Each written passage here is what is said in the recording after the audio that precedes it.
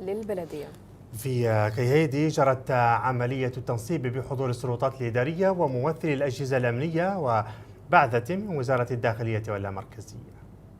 في حفل رسمي بمقر بلدية كيهيدي وسط حضور جماهيري معتبر انطلقت عملية تنصيب العمدة المنتخب لبلدية كيهيدي المركزية السيد دمبونداي عن حزب الإنصاف تحت إشراف والي غورغول السيد أحمد نور سيدوبا والسلطات الإدارية وبعثة من وزارة الداخلية واللامركزية. عملية تنصيب العمدة الجديد لبلدية كيهيدي مثلت انطلاقة تنصيب عمد بلدية ولاية غورغول والبالغ عددها 31 بلدية تتوزع على 5 مقاطعات. والي غورغول ولدى إشرافه على حفل تنصيب عمدة كيهيدي أكد أن خيار اللامركزية خيار استراتيجي لدى رئيس الجمهورية والحكومة من أجل تفعيل دور البلديات وإسهامها في عملية التنمية المحلية. هذا المجلس البلدي والإدارة الجديدة للبلدية يا الله يختفي فيها التنافس الماضي، ويا الله تعود فريق واحد هدفه هو السهر على مصالح المواطنين وعلى نظافة المدينة وعلى ترقية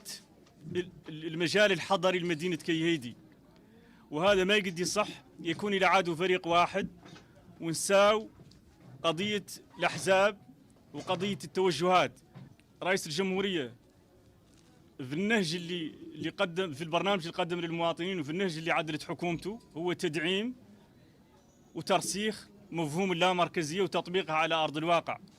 غير هذا يتطلب درجة من الوعي لدى المواطنين ودرجة من محاولة مولي دعم هذا التوجه لإياك اللامركزية تعطي فائدة للمواطنين ما تعود شكلية. الدولة تسعى على أن اللامركزية تعود واقع معاش في حياة المواطنين وتعود واقع معاش في المعاملات اليومية في الإدارات، وهذا هو التوجه العام للدولة وهو اللي ماشيين فيه وهو اللي إن شاء الله لا يتم دعمه وهو اللي على أساسه لا يتم تنصيب المجالس البلدية اليوم وتوشيح العمد. وبعد تنصيب عمدة بلدية كيهيدي الجديد جاء الدور على توشيح المستشارين البلديين الذين يمثلون أعضاء المجلس البلدي لتبدأ بعد ذلك عملية انتخاب النواب الخمسة للعمدة عبر الاقتراع السري وفي جو من الانضباط والديمقراطية وتطبيق روح القانون المنظم لعملية تنصيب عمد البلديات.